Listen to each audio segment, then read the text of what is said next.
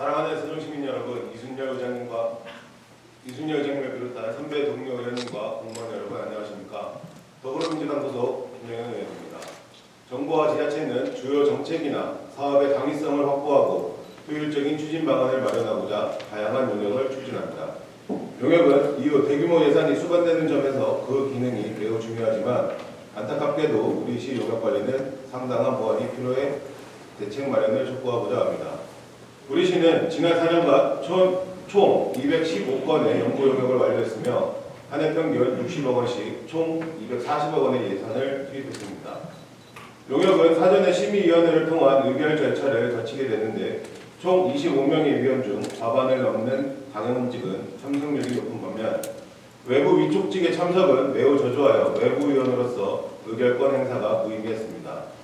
그럼에도 제출된 위촉직 위원들의 용역비 재검토 의견에 대해 예산을 적정 수준으로 줄이라는 의견은 외면하고 예산이 적다는 의견만 반영하며 선택적 수용을 통해 용역비를 임의로 올렸습니다. 더욱이 이미 의결된 용역을 한 달 사이 시장님의 지시로 3배 증액한 예산안으로 다시 의결하는 등 입맛에 맞도록 사전심사를 진행했습니다. 용역 계약제에게 반대한 계약은 관례입니까? 한 예로 지난 2023년에 발주한 3억이라는 큰 용역비 원가는 기준 단가의 참여율을 반영하면 7천만 원의 인건비가 반영되어야 하지만 2억 1천만 원을 인건비로 계상하여 약 1억 4천만 원을 과편상한 사례가 있으며 업체의 과실로 지연 배상금을 징수한 업체의 용역에 대해 우수하다는 평가가 이루어져 평가에 대한 신뢰도가 떨어졌습니다.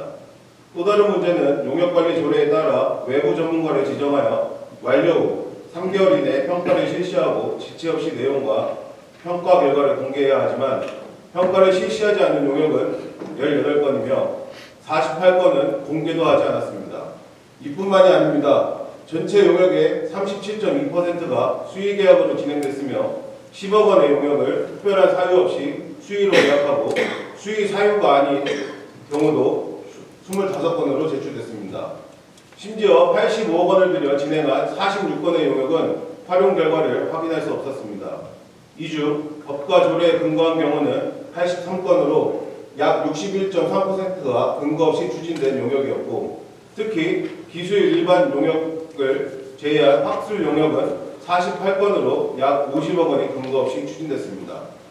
발주하는 기관의 의중에 따라 용역 결과가 좌우돼 개연성이 매우 높은 현실에서 높은 비율의 수의계약과 부실한 용역 관리는 매우 유감입니다. 위원회 활용이나 외부 전문가의 자문 등을 토대로 추진해도 무방한 사안까지 사후 문제를 우려해 일종의 요식행위로 전락하고 있는 것이 아닌가 돌아봐야 합니다.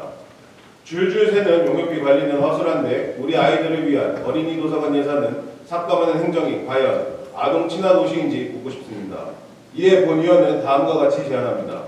첫째, 사전 용역 심의 절차를 개선해 주시기 바랍니다. 위원회 운영 시 외부위원은 출석위원 답안에 해당될 수 있도록 하고 한 번 의결한 용역에 대한 재심의 시 명백한 서류를 작성하여 제출토록 해주기 바랍니다. 또한 위원회 의견에 따라 용역비를 증감하는 경우 출석위원 과반 이상이 찬성한 경우로 한정해 줄 것을 요청드립니다. 둘째, 수의계약에 대한 철저한 관리와 예산 절감 방안을 마련해 주시기 바랍니다. 용역 발주를 위해 작성된 예정 가격을 세밀히 점검하고 연구의 공정성을 위해 가능한 공개 경쟁으로 진행되어야 합니다. 2천만 원 미만을 무조건 수의로 진행하는 관행을 지향하고 반드시 필요한 때만 진행할 수 있는 기준이 필요하며 시설필목으로 추진되는 용역도 함께 관리되어야 할 것입니다. 끝으로 사후관리 책임제도를 분명히 해주시기 바랍니다. 소관부서에 맡기는 평가제도를 개선하고 평가 및 용역은 완료 즉시 공개하며 과실이 있거나 성과가 부실한 업체 등에 대한 신속한 부서 공유가 이루어져야 할 것입니다.